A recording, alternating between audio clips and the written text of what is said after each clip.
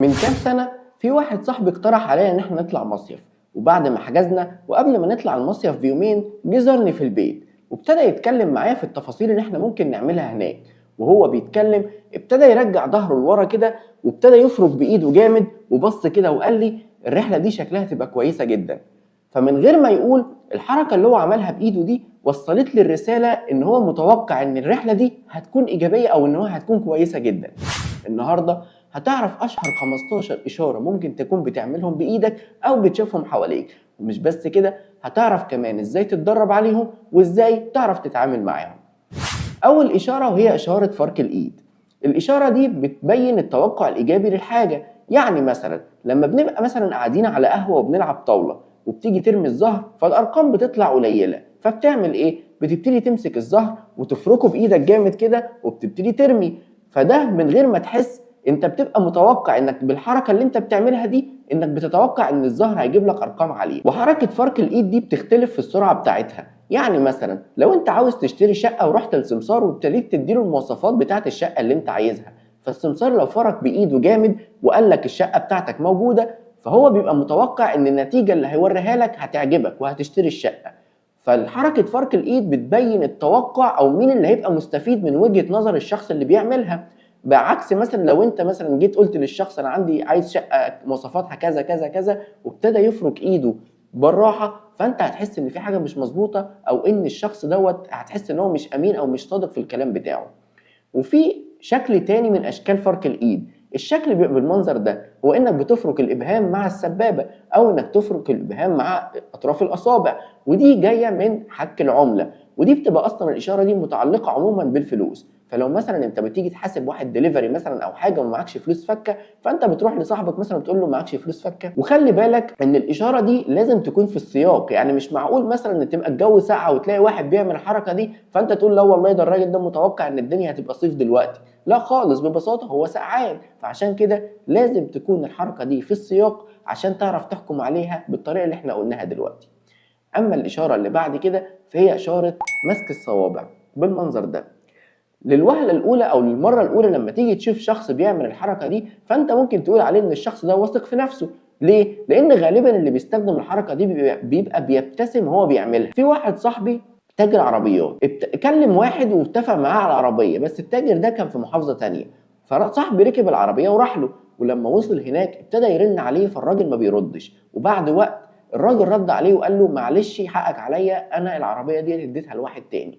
فصاحبي لما رجع وابتدى يحكي لنا الموقف ده ابتدى هو بيحكي يشبك صوابعه بالطريقه دي، وكل ما كان بيتعمق اكتر في التفاصيل ايده بقت تتحول للمنظر ده بحيث انها يعني كانت باينه ان هي ملحومه في بعضها.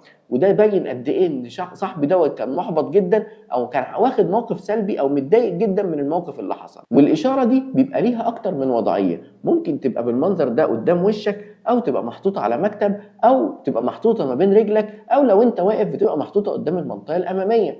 والتجارب اثبتت او بينت يعني ان في مرحله المفاوضات لما تلاقي شخص بيعمل حركه مسكه الاصابع دي فده بيبين على ان الشخص ده حاسس باحباط او ان المفاوضات مش ماشيه بشكل كويس. وكمان الابحاث ديت بينت ان كل ما كان ارتفاع الايد لفوق كل ما كان التعامل مع الشخص اصعب، يعني لو الشخص ايده قدام وشه اصعب في التعامل من لما تكون ايده قدامه مثلا او قدام ما بين رجله او على مكتب او اي حاجه تانية. ودي بتعتبر من الاشارات السلبيه اللي عشان تفكها لازم مثلا تديله قلم او كتاب بحيث ان هو يفك وضع مسكه الصوابع، او ان انت توري له حاجه في التليفون بحيث ان هو يميل بجسمه لقدام ويشوفها، او ان انت مثلا ترجع بظهرك او تساله وتقول له ايه رايك في اللي انا بقوله ده، وتبتدي تديله المساحه بتاعته ان هو يتكلم وياخد راحته في الكلام. اما الاشاره اللي بعد كده فهي اشاره البرج، وبتبقى بالمنظر ده، اطراف الاصابع بتبقى متلامسه مع بعض بالطريقه دي. وكمان في شكل تاني ليها وان الشخص اللي بيتكلم وبيعمل الحركه دي بيبتدي يحرك بايده لقدام.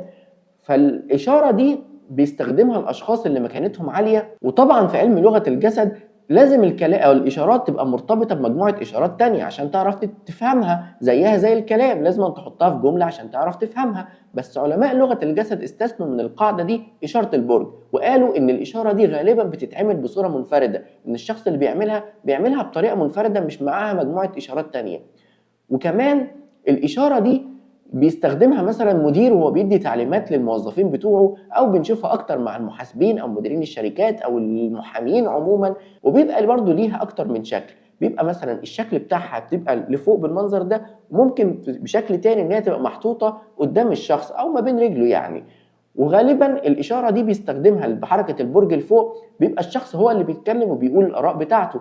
اما لما بتبقى محطوطه قدام الشخص او محطوطه على رجله، غالبا الشخص هو اللي بيكون بيستمع.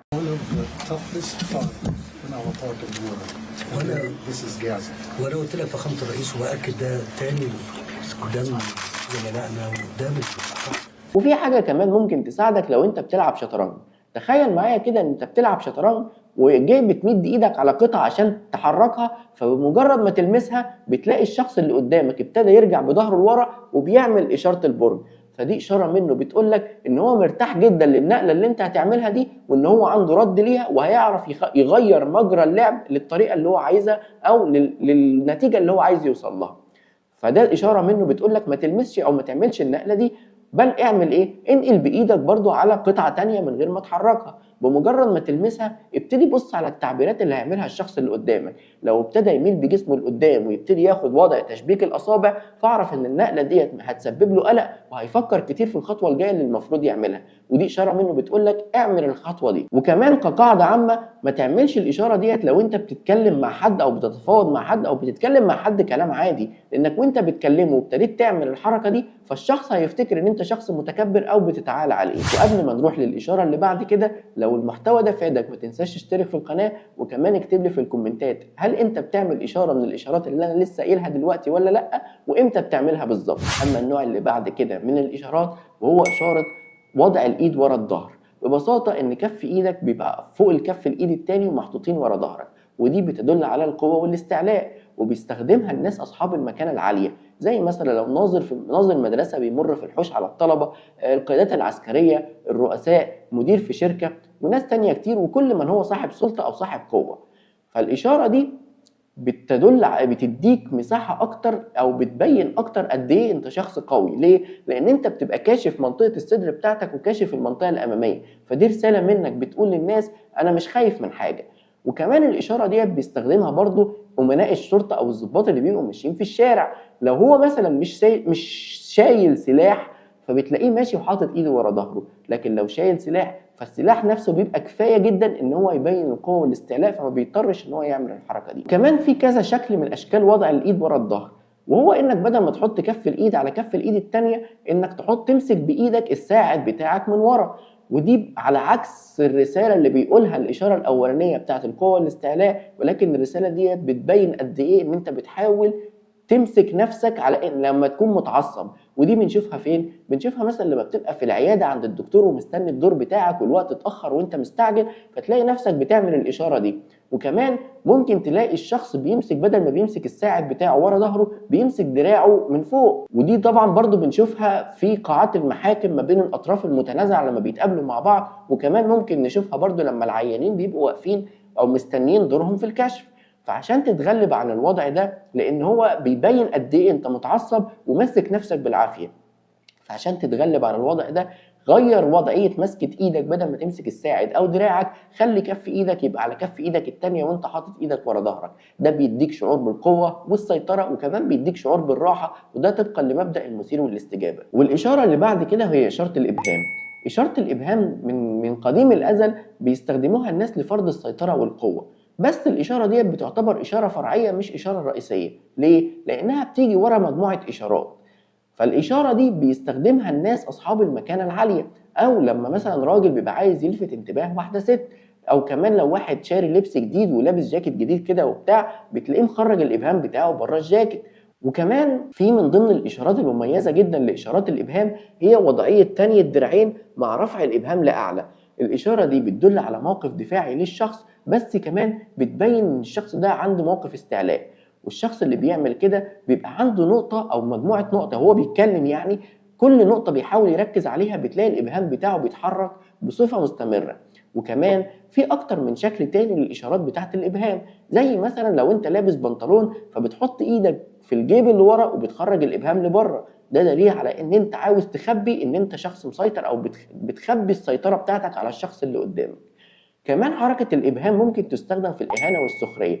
فلو انتوا مثلا 2 صحاب واقفين جنب بعض وشايفين واحد تالت جاي من وراكوا، فانت بتميل عليه وبتقول له شايف اللي جاي ورانا ده، او شايف الشخص اللي هناك ده، الشخص دوت مش كويس او انا ما بحبوش. فالخلاصة حركة الإبهام مرتبطة بالقوة والاستعلاء من قديم الأزل، والناس ما بتبقاش محتاجة انها تبقى متدربة او انها تبقى فاهمة في لغة الجسد عشان تفك الشفرات بتاعة الإبهام. بس انت دلوقتي تقدر تعرف كويس جدا كل إشارة من إشارات الإبهام دي معناها إيه، لا وكمان تقدر تتدرب عليها وتقدر تستخدمها في المواقف المختلفة عشان تخدمك بعدين. وكمان في إشارات تانية الناس بتستخدمها لما بيبقى عايزين يخدعونا أو يكذبوا علينا، وكمان في إشارات تانية برضو الناس بتستخدمها لما بتبقى عايزة تقيمنا إن إحنا شخص كويس ولا لأ. وكل ده هنعرفه بالتفصيل أكتر في الحلقة الجاية. أنا أمير، شكرا إنك وصلت للآخر، ولو المحتوى عجبك ما تنساش تشترك في القناة. سلام.